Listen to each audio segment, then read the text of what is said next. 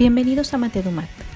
Este video es la conferencia inaugural del primer encuentro virtual La investigación y el aula de matemáticas.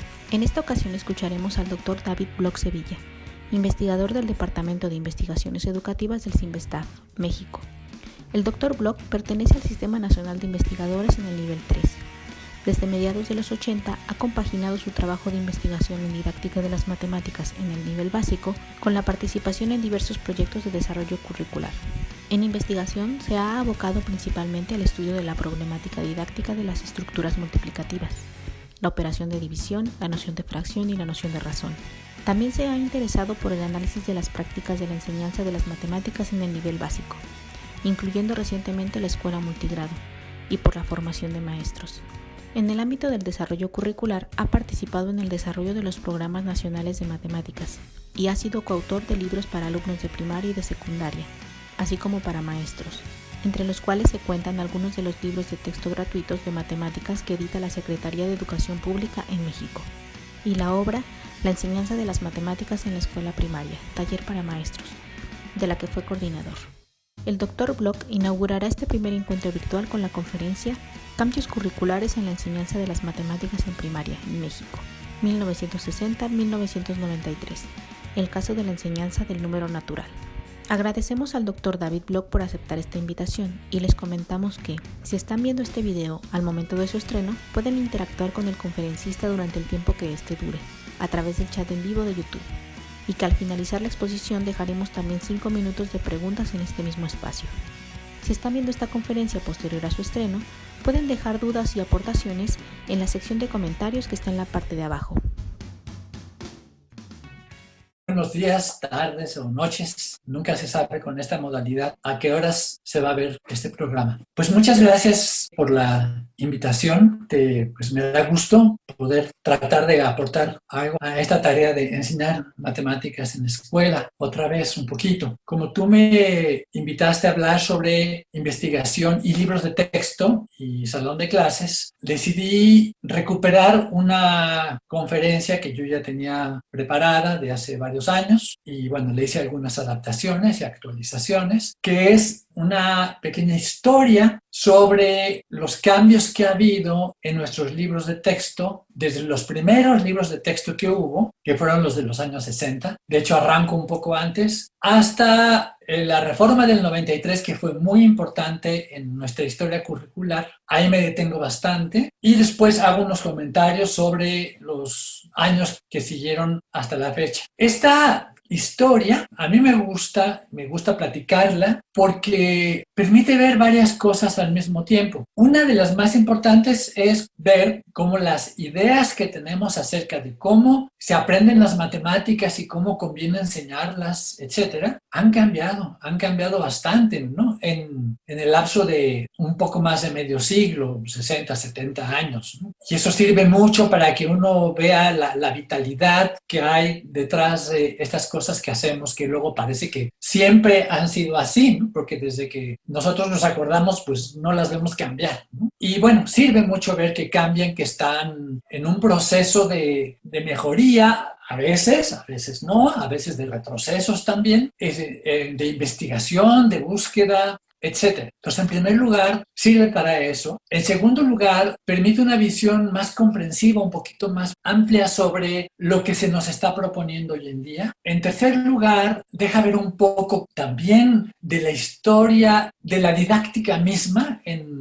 a nivel internacional y sobre todo de cómo estas ideas han influido el desarrollo curricular mexicano. También deja ver un poco la historia institucional, cómo se entreteje, cuestiones casi chismes institucionales, podría yo decir, de quién está a la cabeza de la Subsecretaría de Educación Básica, sus iniciativas, los equipos que forma, en fin, todos estos elementos se entrelazan para finalmente dar lugar a la posibilidad de hacer un programa que va a durar poco, mucho tiempo, y ya. Esas son algunas de las historias que están detrás de la historia que voy a intentar platicar. Espero que les interese, que les aporte, que no les aburra mucho. Parto de hablo unos segundos sobre los programas que había antes de 1960, programas de finales del siglo XIX y la primera mitad del siglo XX, digamos, únicamente para decir que los grandes contenidos de aritmética, en general de todo, pero en particular de aritmética, en la primaria, que es en la que me voy a centrar, pues están definidos desde hace mucho tiempo. Eso sí, no han cambiado, ¿no? Se enseñan los números naturales, los racionales y, por supuesto, las 4 operaciones básicas, la proporcionalidad, ¿no? Son contenidos que han estado, ahora sí que pareciera que prácticamente siempre en los programas escolares. Lo que ha cambiado mucho, en cambio, es la concepción que se tiene de esos contenidos. Uno pensaría que en matemáticas el contenido está perfectamente definido y no hay posibilidad de que haya 2 interpretaciones del contenido. Y bueno, vamos a ver que sí las hay, ¿no? Y no solo del contenido, sino por supuesto de cómo enseñarlo, para qué enseñarlo, ¿no? En estos, pongo aquí en la diapositiva un ejemplo de un libro de aritmética de principios del siglo XIX, bastante viejo, no solo para mostrar que están esos contenidos que dije, sino también este apartado en el capítulo 8, que se llama Nociones financieras usuales. Era bastante común en estos libros muy viejos de aritmética que hubiera capítulos dedicados a la aplicación de las matemáticas. Estas eran muy importantes y lo fueron durante mucho tiempo. Aplicaciones a las finanzas, como aquí, y al comercio sobre todo. También a veces algunas cuestiones de mecánica, de óptica, sobre todo al final de la primaria o en el nivel siguiente, que mucho tiempo fue la preparatoria, antes de que hubiera secundaria. Bueno, vamos a ver cómo estas cosas fueron cambiando mucho. Por supuesto, en estos viejos textos, un factor que es importante tener en cuenta también es que la primaria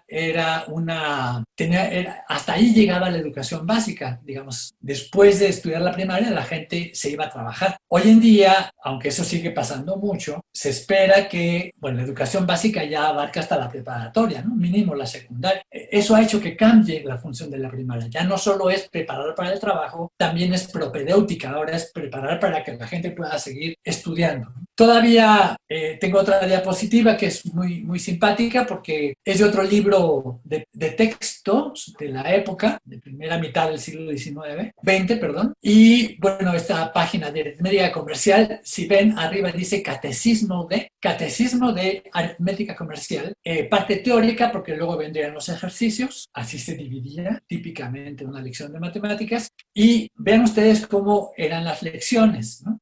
Dice, pregunta, ¿qué es aritmética? Respuesta, la ciencia de los números. Pregunta, ¿qué se entiende por la ciencia de los números? Respuesta, la que trata de averiguar las varias propiedades y relaciones de la cantidad, etcétera, etcétera. Entonces, bueno, era un discurso muy general, ¿no?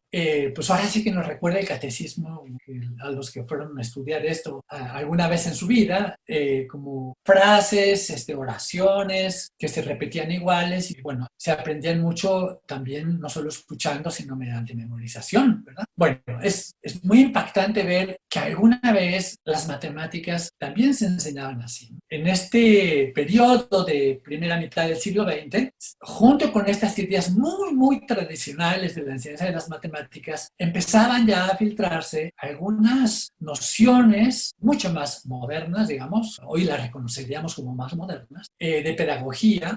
Por ejemplo, se empezaba a hablar ya de la importancia de manipular objetos en la enseñanza de los niños chiquitos. Bueno, esto lo vamos a ver ahorita que pasemos al libro de los 60. Aquí estamos ya en los años 60 y bueno, fue una década muy importante porque se imprimen los primeros libros de texto en México para todos los niños del país que se van a repartir de manera gratuita. Esa fue una conquista muy, muy importante y casi única en el mundo, de la que nos podemos sentir tremendamente orgullosos. Y bueno, se hizo esta colección de libros y solo puedo decir que los libros de matemáticas, ahorita nos vamos a asomar un poquito al de primer año, fueron libros hechos por profesoras de educación primaria, por lo menos de primer año. Y bueno, están muy cuidadosamente hechos, muy pulcros, sin errores, muy limpios. En fin, vamos a poder apreciar algunas cosas. Por supuesto que hoy día los miramos desde las pedagogías actuales y hay muchas cosas que, bueno, es normal que las critiquemos porque ha cambiado la visión, la perspectiva, ¿no? Creo que no he dicho que esta plática que voy a dar sobre la historia de los libros de texto la voy a centrar no solo en aritmética, sino además en un contenido que es la enseñanza del número en primer año. Sirve hacer esto, bueno, del número y un poquito más, las operaciones aditivas. Esto sirve porque nos permite hacer las comparaciones de cómo van cambiando las formas de enseñanza más fácilmente que si hablo muy en general. ¿Qué características tenía entonces la enseñanza de los primeros números en esta década, en los años 60? Si ustedes se fijan, los números se presentaban, aquí tenemos la lección del 1 y del 2, los números se presentaban uno por uno, uno en cada lección, podría ser uno por día incluso, y actualmente hay profesores que así lo hacen, y algunos libros de texto así lo proponen también. En un librito para el maestro se recomendaba que esto se acompañara de experiencias de conteo con los niños, pero se ve que inmediatamente desde la primera lección aparece la representación simbólica convencional, ¿no? Asociada a estas colecciones dibujadas. Un detalle que llama la atención, que es interesante, es que las colecciones, como aquí estamos en la página del 1 y del 2, las colecciones que ilustran o que van a ser cuantificadas por estos números son colecciones que se encuentran en esa cantidad, ¿no? Sol hay 1, ojos hay 2, luna hay 1, manos hay 2, ¿no? Entonces está el contexto presente de alguna manera, de forma muy clara. Al final podemos ver que están los trazos de los unos y los patitos, que son el número 2, ¿no? Que habla de, bueno, esta importancia que se va a dar al mismo tiempo que se está enseñando el número, se está enseñando su representación y se le va a dar bastante énfasis a esa parte. Pongo esta lección en la esta es una lección del mismo libro, pero de restas, porque quiero llamar su atención sobre un detalle, y es que si se fijan, por ejemplo, en la primera resta, la de los trompos, que es la resta 3 menos 1, está una representación gráfica a la izquierda y a la derecha está la operación convencional 3 menos 1, y en la representación gráfica hay una colección de 3 trompos y uno de ellos está tachado, lo cual es quedan 2 sin tachar. Esta es una representación bastante clara de la idea de restar, como tachar, quitar, eliminar, ¿no? A lo mejor ustedes se preguntan, bueno, ¿y eso qué? Y bueno, en libros posteriores, muy posteriores, en libros de nuestra época, de hecho en libros oficiales posteriores al 2000, si ustedes los revisan, después vamos a comentar de alguno, se encuentra una representación de la resta en la que el minuendo, o sea el 1, se representa por separado, o sea están los 3 trompos, el signo menos, y luego un trompo más, que es el que se supone que se va a quitar, y luego un signo igual, y luego quedan 2 trompos, es decir, copian la escritura matemática. ¿Cómo interpretan los niños eso? Pues si hay 3 trompos y hay otro trompo, en total hay 4 trompos, por supuesto. No lo interpretan como que quedan 2, ni como que se quitó, nada de eso. Entonces, bueno, hay cosas que se hacían antes con mucho cuidado, muy bien, y que después se dejaron de hacer así de bien. No todo, por supuesto, ni siempre, ¿no? Pero por eso me parece interesante. En una revisión rápida de este libro del primer año, uno encuentra también que los problemas aditivos de restar y de sumar presentan cierta diversidad en su significado, cierta diversidad en las estructuras semánticas, y en el librito del maestro está también esta sugerencia del conteo oral y de la manipulación, de la utilización de material concreto. O sea que son cosas que vienen ya de muy atrás. Con esto cierro la época de los años 60 y pasamos a la de los años 70. 1970-1980, hubo una reforma en el 72, por ahí, una reforma en todas las materias, hubo una reforma curricular amplia en México, pero en particular la que hubo en matemáticas, bueno, igual que en español, en matemáticas fue especialmente fuerte, ahora se le conoce como la reforma de las matemáticas modernas, y tuvo que ver con un movimiento, con una reforma que hubo en la enseñanza de las matemáticas en el mundo entero, ¿no? Bueno, o en muchos países del mundo. Entonces voy a hablar primero un poquito en ese nivel, ¿no? de lo que pasó en el mundo. Digamos, una característica de esta reforma fue que fue promovida en cierta medida por matemáticos, y había una especie como de expectativa de llevar unas matemáticas más auténticas a la escuela. Auténticas quería decir parecidas a las que hacen los matemáticos, que inventan y que hacen las matemáticas. Estamos pensando así como en niños productores de matemáticas que hacen generalizaciones, abstracciones, que descubren cosas. Bueno, son ideas poderosas, muy positivas, muy bonitas. De hecho, ya veremos que hoy día tratamos de recuperar en buena medida estas ideas, pero la forma en que se hacen las cosas ha cambiado mucho. Y en esta época, la manera de interpretar esta intención de que las matemáticas sean más auténticas fue mucho por el lado de tratar de que los niños comprendieran como la esencia de las matemáticas en el sentido de la parte más estructural, más abstracta, que de las ideas más abstractas aprendieran a deducir los contenidos más específicos, utilizando el razonamiento lógico de la manera más precisa posible. Y bueno, eso fue un objetivo muy, muy, muy complejo. La manera en que se intentó instrumentar fue enseñando una versión elemental de la teoría de los conjuntos en la escuela, en todos los niveles de la enseñanza escolar, desde preescolar en realidad hasta, por supuesto, la universidad. Como ejemplo de a qué grado de abstracción llegó este ímpetu matematizador de esta reforma, pongo aquí una lección. Es una lección de un libro español de Santillana, me parece, bueno, no importa, un libro español de la época, en donde se está enseñando la multiplicación. Cierta no es en los primeros grados, esto debe ser quinto, sexto de primaria, y la multiplicación aparece definida como el producto cartesiano de dos conjuntos, es decir, dentro de la teoría de conjuntos, como lo dije, ¿no? Entonces el conjunto A está hecho por tres triangulitos que se ven ahí dibujados, el conjunto B tiene adentro dos asteriscos de diferente color, el producto cartesiano es el conjunto de todas las parejitas que se pueden formar con un elemento del primer conjunto A y un elemento del segundo conjunto. Esas 6 parejas, la cardinalidad de esas 6 parejas, ese es el producto. Imagínense esta manera de definir la multiplicación. En fin, la suma, la resta y todas las nociones matemáticas se definían con elementos de esta teoría, tratando de mostrar un conocimiento muy articulado, apoyado en una sola estructura, lo más chica posible, de la que se infería casi todas las cosas, ¿no? Era un poco como la manera de pensar matemática muy formal. Hablemos un poco de lo que pasó en México. Afortunadamente en México no se pretendió llevar a cabo esta reforma de manera tan radical como ocurrió en otros países, sobre todo de Europa, Francia, España.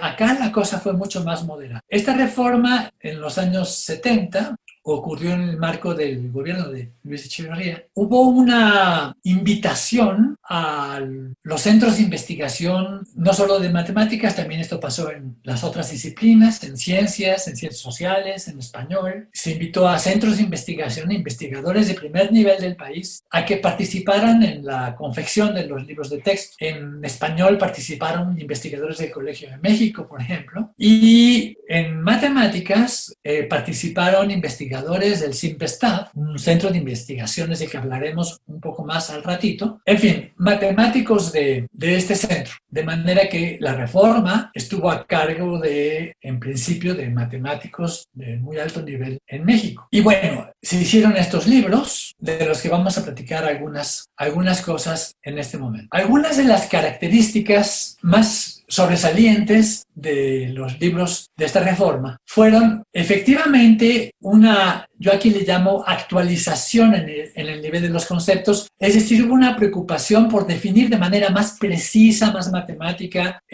los conceptos que estaban en el programa, los conceptos que se han enseñado siempre en la primaria. Hay una introducción de la idea de conjuntos, pero mucho más tenue de la que hubo en las reformas en otros países, la vamos a poder ver. Y otros aspectos en los que se nota un cambio uno es en la tendencia a desplazar las aplicaciones prácticas de las matemáticas. Ya mostré en el primer libro que enseñé cómo tenían un peso muy grande las aplicaciones de las matemáticas, también el de los años 60, aunque eso no lo mostré, pero bueno, la idea de, sobre todo en los capítulos de proporcionalidad, hay como bastantes lecciones y ejercicios dedicados a aplicaciones prácticas de los conceptos de aritmética. Acá, en cambio, en esta época de los 70, esta cuestión de aplicar a problemas prácticos perdió importancia un poco por el énfasis y el intento de transmitir lo esencial de lo matemático, como el razonamiento matemático, la lógica matemática, las razones de ser intrínsecas de las matemáticas. Y la aplicación perdió un poco de importancia, tampoco toda. En contraste con eso, en esta reforma fue cuando entra la línea curricular de probabilidad y estadística, por ejemplo. Y esto es interesante porque esa línea curricular es una línea en la que típicamente se aplican las matemáticas a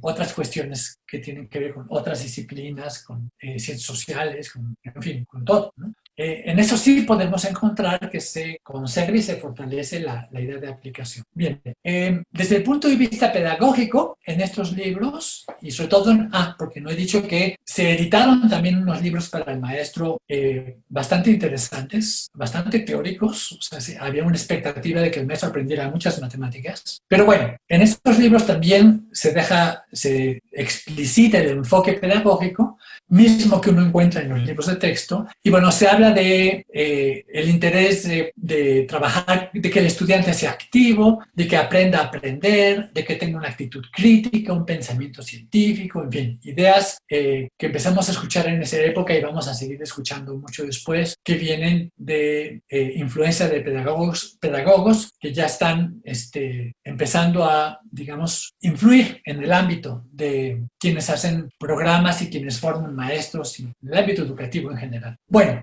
vayamos a ver rápidamente cómo se enseñaba el número en los años 70. Y lo primero que vamos a encontrar es un contraste grande con lo que veíamos en el libro de los años 60. Si se fijan en esta es una de las primeras lecciones del libro de primero. Lo primero que brinca es que no hay símbolos numéricos. Hay dos conjuntos, uno del lado izquierdo, otro del lado derecho de estos rectángulos, y se está comparando en qué conjunto hay más, con la idea de mostrar que hay la misma cantidad en cada uno, y después de haber mostrado eso, introducir la representación simbólica correspondiente. Para poder comparar las colecciones de objetos, no hacen falta los números en realidad, ¿no? Uno puede compararlas haciendo correspondencias uno a uno.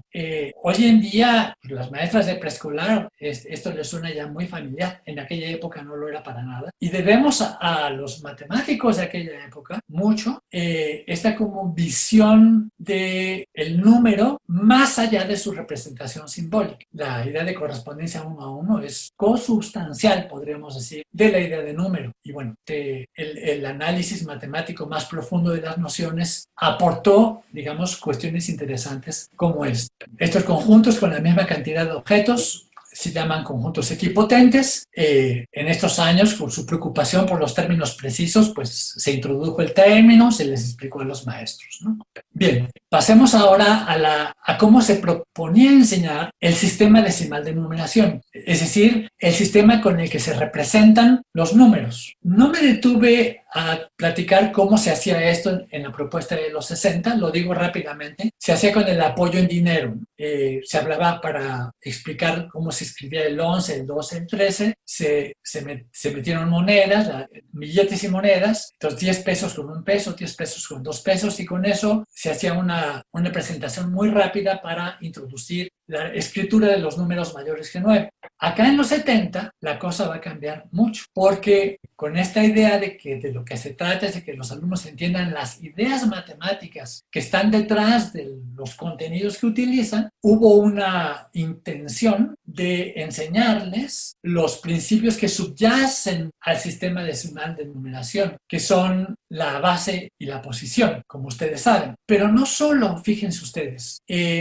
no se enseñó la base 10 y la posición de manera directa. La ambición era mayor. Se pretendió que los alumnos, desde primer año, después de haber estudiado hasta el 9, empezaran a estudiar la idea más abstracta de agrupamientos en cualquier base, no necesariamente 10, o sea, por ejemplo, grupos de 3 en 3, de 2 en 2, de 5 en 5, o sea, son bases distintas a la decimal. Incluso, como se puede ver en esta lección, hay una representación de la cantidad en bases no decimales. Aquí en esta lección pueden ver que esta colección de 8 pelotas se está representando en la base 3, o sea, los agrupamientos son de 3, como dos grupos de 3 con 2 pelotas sueltas. Y eso pues se escribe un 2 con un 2, 2, 2 en base 3. Entonces, bueno, pues hoy día sí podríamos decir, estos matemáticos tenían una expectativa muy fuerte de enseñarse matemáticas muy abstractas. Actualmente sabemos que esto era demasiado, ¿no? Pero bueno, de todas maneras, el aporte que hicieron, ya lo vamos a ver, fue grande. Tengo una última lección.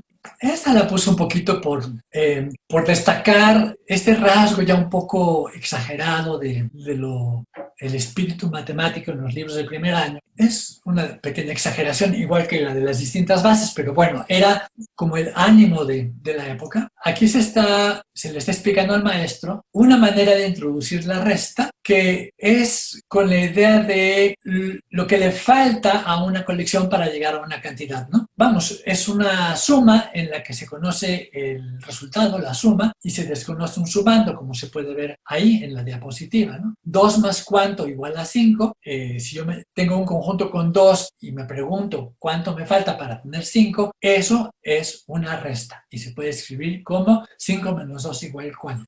¿Por qué interesaba a introducir? ¿Qué tiene de interesante introducir la resta de esta manera? Bueno, era porque se está desprendiendo de la suma, se está mostrando de entrada su vínculo muy fuerte con la operación suma, ¿no? Y esto es parte del ethos matemático, ¿no? Es parte de la típica manera de proceder en matemáticas, no estar definiendo 50 cosas cada una por su lado, sino el menor número de cosas y después ir desprendiendo de unas las otras.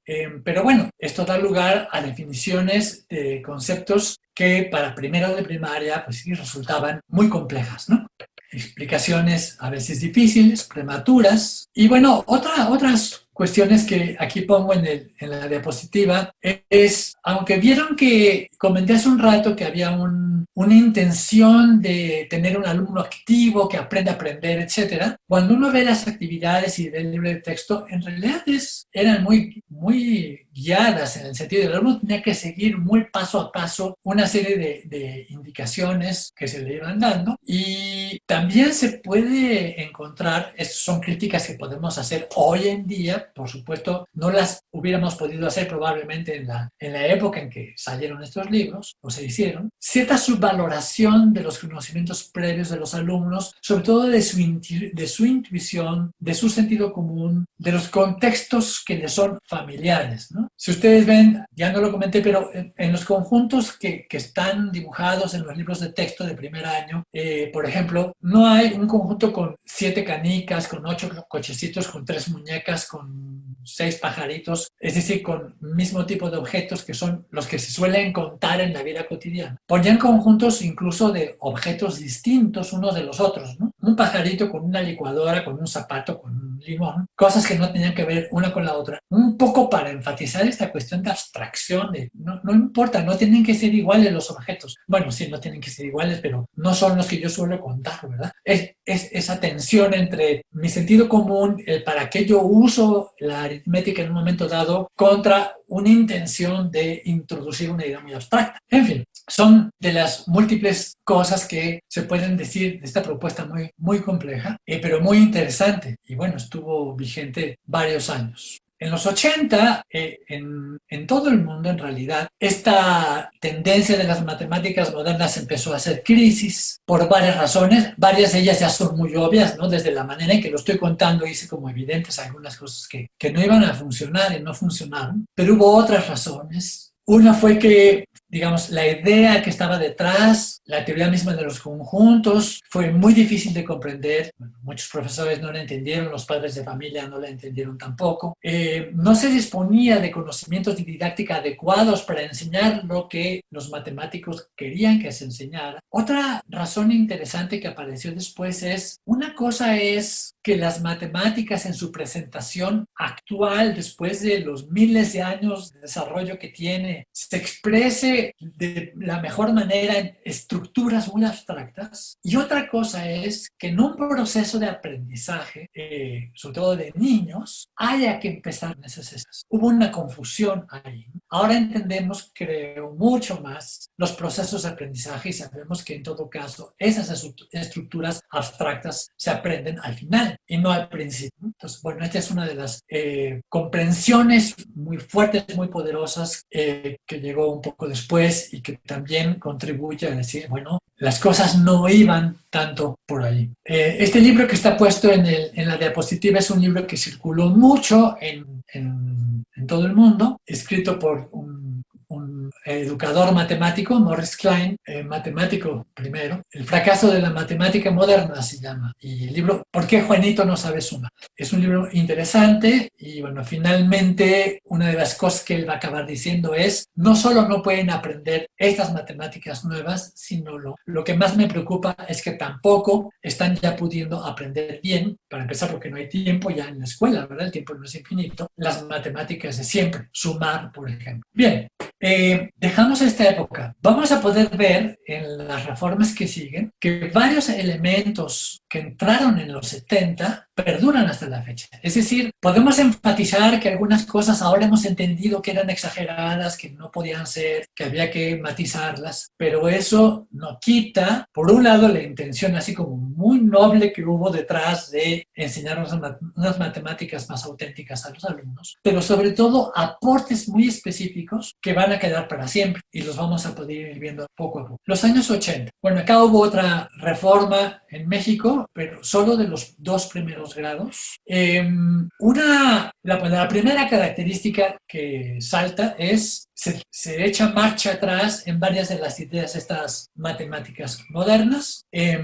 Se hicieron programas integrados, a lo mejor algunos de ustedes lo recuerdan, un poco en consonancia con una concepción aportada por los psicólogos, sobre todo, de que los niños tienen una visión sincrética, ellos no separan las cosas, las comprenden de manera integrada a partir de sus vivencias. Entonces hubo un intento de relacionar más las materias entre sí. Bien, específicamente en matemáticas, se retorna a la idea de una matemática que se comprende más a partir de casos particulares de problemas de la vida cotidiana, del entorno, ¿no? Cosa que fue dejada de lado en la reforma anterior. Hay este retorno a una matemática más concreta y me voy a apurar un poquito más, ustedes me van a disculpar, pero no me había dado cuenta de que había pasado tanto tiempo.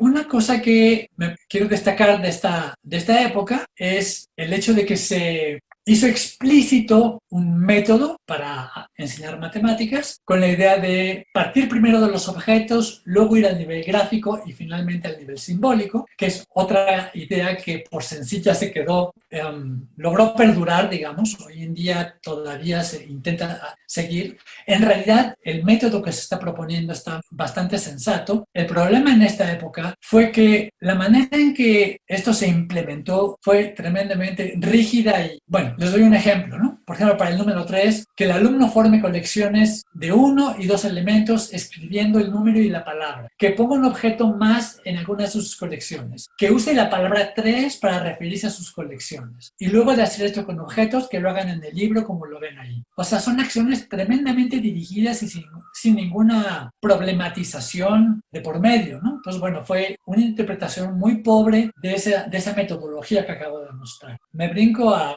a la reforma de los años 90, que sí, ese me interesaba contárselas un poco más, porque allí hubo un cambio muy importante que ese perdura hasta la fecha. Entonces es interesante ver algunas de las ideas fundamentales de esta reforma. Bien, durante los años 70 y 80, mientras estuvieron las reformas de las que acabo de hablar, al mismo tiempo hubo un desarrollo de la investigación en didáctica muy importante, de la investigación sobre enseñanza de las matemáticas en general, muy fuerte, tanto en el mundo como en particular en México. Y dentro de las diferentes cosas que se crearon y se desarrollaron, hubo una línea que logró avances muy importantes, la línea en didáctica de las matemáticas de la escuela francesa.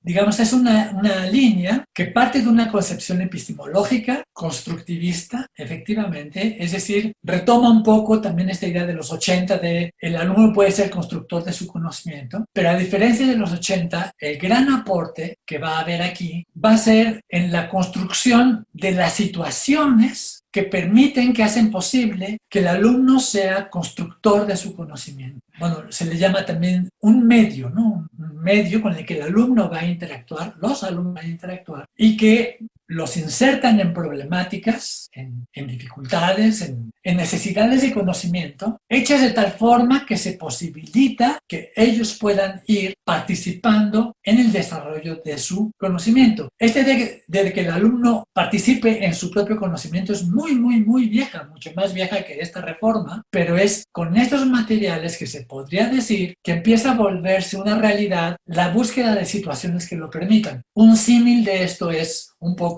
como aprendemos muchas cosas en la vida cotidiana fuera de la escuela. Aprendemos, como se dice, enfrentándonos a problemas, ¿no? Y tratando de resolver esos problemas. Y así se aprenden muchas cosas. Bueno, esta idea llevada a la escuela para propiciar aprendizajes muy específicos, muy complejos. Y bueno, los avances que la investigación en didáctica dio fueron importantes, fueron grandes, sigue todavía investigándose mucho, por supuesto, y en la reforma de los 90 en México fue posible empezar a introducir varias de estas situaciones. El libro que está puesto aquí en esta diapositiva es el libro se llama Teoría de las situaciones didácticas, un libro francés de Guy Brousseau, en el que se condensa de alguna manera esta teoría que, bueno, ha revolucionado, ha contribuido de manera muy importante en la enseñanza de las matemáticas, en la investigación en muchas partes del mundo. Bien, dos antecedentes que hubo en México muy interesantes de esta reforma del 93 fue lo que se hizo en CONAFE con la introducción de este manual del instructor comunitario, la propuesta de dialogar y descubrir, y también lo que se hizo en educación especial, la propuesta de grupos integrados. Pero bueno, ya no me detengo en eso porque si no, me voy a tardar más. Aquí están los materiales de primer año de la reforma del 93. Eran 3, un libro de texto para el alumno, un fichero con actividades didácticas que se hacían fuera del libro con material concreto. Se entregaba al maestro para que organizara las actividades. Y el avance programático que era con el programa y la propuesta de interrelación entre esos dos materiales. Bien, dos características importantes del enfoque de esta época es el peso acordado a los significados de los conceptos en distintos contextos y, por supuesto, el peso acordado a la resolución de problemas como la actividad fundamental no solo del matemático, sino del aprendiz, actividad a través de la cual los estudiantes pueden construir nociones matemáticas. Es decir, volvemos un poco también a compartir este sueño, por decirlo así, que tuvieron los matemáticos que participaron en la reforma curricular de los 70, de propiciar experiencias matemáticas más auténticas en nuestros alumnos de primaria, de secundaria, pero de una manera muy distinta. No se trataba de bajarles las matemáticas formales simplificadas, sino de encontrar las situaciones problemáticas adecuadas para ellos, que les plantearan problemas a ellos y que les permitieran ir construyendo problemas. Voy a dar un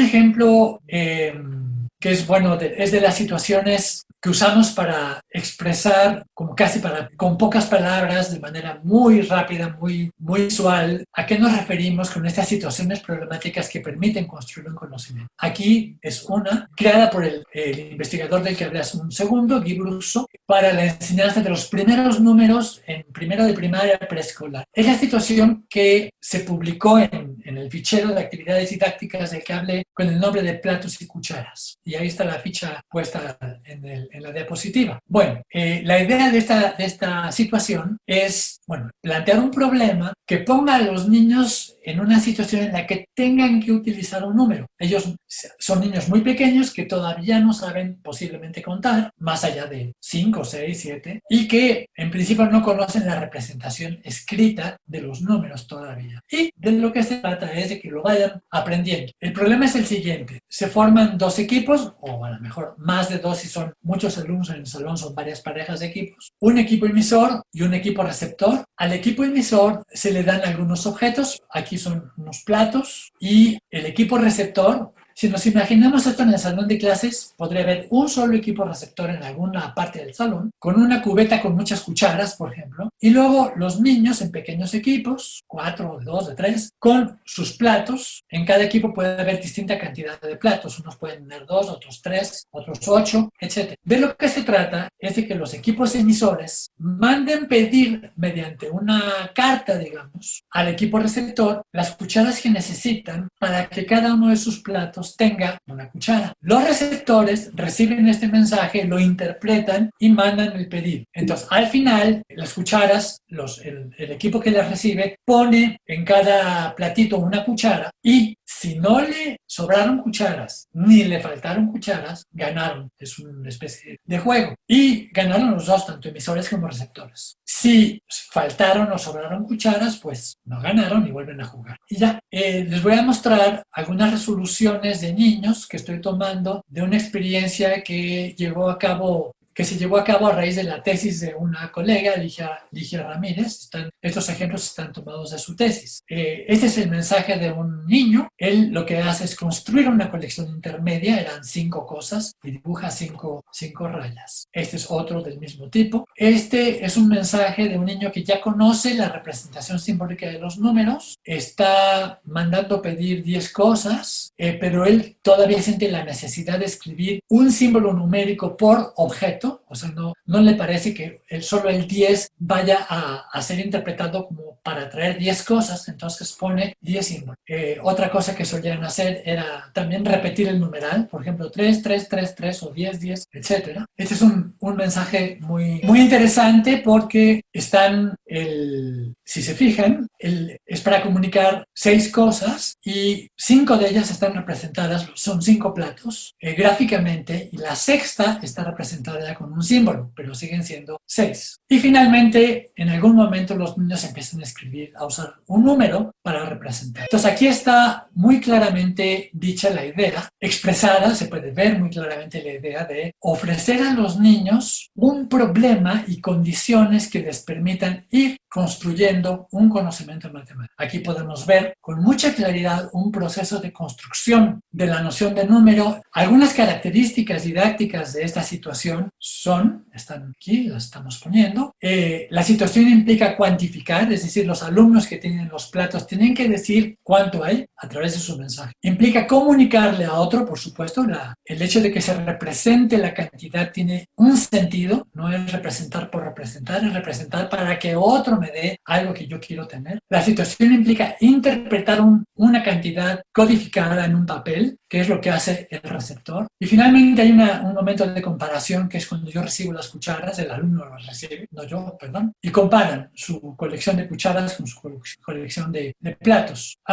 Una característica muy importante de la situación es que la puede abordar un niño que todavía no sabe escribir los números y que todavía no sabe contar más allá de los primeros números. Aprenderá a hacerlo al hacer la situación. La situación permite validar, quiere decir, el alumno al jugarla sabrá si su mensaje funcionó o no. Eso lo ve cuando pone las cucharas en los platos. No necesita la intervención de un juicio externo que le diga que estuvo bien o que estuvo mal. Esto es importante porque es una manera en que la situación retroalimenta a los alumnos su acción. Y bueno, presenta variables didácticas que se pueden manipular, aumentar el tamaño de la colección, disminuirlo, hacer que la colección sea oral o no, y otras muchas que se han ido creando con el tiempo. Noción de actividad del alumno que está en juego. No se trata de dictar instrucciones para para guiar su acción, como en el ejemplo del 3 que les di hace un ratito, sino de plantear un problema que lo llevará a tomar decisiones. Y bueno, si la situación está bien hecha, esperamos que en esas decisiones vaya poniéndose en juego el conocimiento que estamos queriendo enseñar. Bueno, hay, por supuesto, en ese fichero muchas otras situaciones muy valiosas. Sé de muchos maestros que no se desprendieron de su fichero y lo siguen utilizando. Yo les recomiendo mucho a todos que lo consulten, realmente vale mucho la pena. Esta reforma curricular estuvo vigente hasta el año 2009, o sea que estuvo más o menos 17 años vigente. A lo largo de esos 17 años se fueron precisando las situaciones, algunos libros cambiaron, se sustituyeron por otros se mejoraron, se ampliaron, de manera que al final era una colección bastante fuerte, bastante bien hecha, con una buena propuesta curricular para sostener el trabajo de los profesores. Y luego, bueno, en el 2009 vino otra reforma importante que introduce la idea de competencias y decisiones que todavía no entendemos bien llevaron a decidir sacar estos materiales. Se introdujeron otros.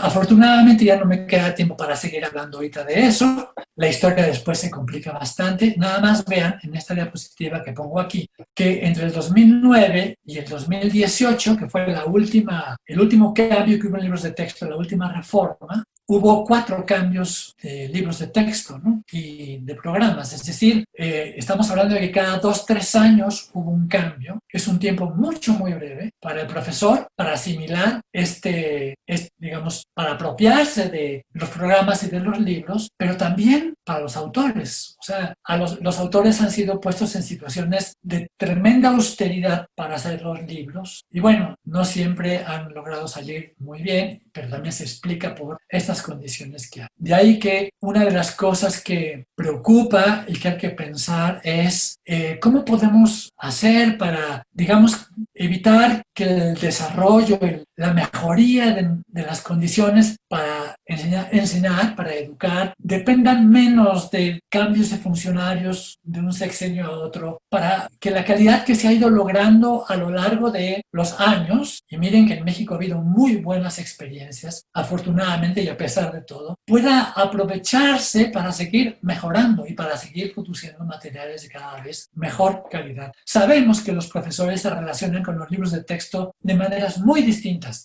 Yo no conozco ningún profesor que siga un libro de texto al pie de la letra. No, los recrean, se los apropian de muchas maneras, pero qué mejor que el libro sea un libro que presenta situaciones de mucha calidad. En fin, para terminar, estábamos con la idea inicial de el número es el número. Es un concepto matemático único y bien definido. Pero con el recorrido que hemos hecho, nada más con el de los 60, 70 y 90, es posible ver que la manera de definirlo y de construirlo puede cambiar mucho. Desde los 60, en donde se asociaba muy rápidamente a su representación simbólica convencional. En los 70, en donde quedó asociado a la idea de equipotencia, de conjuntos equipotentes con la misma cantidad de elementos. A los 90, en donde queda muy fuertemente asociado a situaciones problemáticas que lo ponen en juego, ¿no? Correspondencia 1 a 1, en fin, otras cosas. Sí, los cambios finalmente sí son bastante grandes. En fin, esas son algunas de las cuestiones que me parece que se pueden ver con mucha claridad en estos cambios curriculares. Muchas gracias por su atención y disculpen habernos entretenido más del tiempo que me dijeron. De nuevo, agradecemos al Dr. David Bloch por su presentación en este encuentro y a ti por tu atención. Te invitamos a seguir interactuando con el conferencista y con los ponentes que participarán en este evento. De nuevo, agradecemos al Dr. David Bloch por su presentación en este encuentro y a ti por tu atención. Te invitamos a seguir interactuando con el conferencista y con los ponentes que participarán en este evento.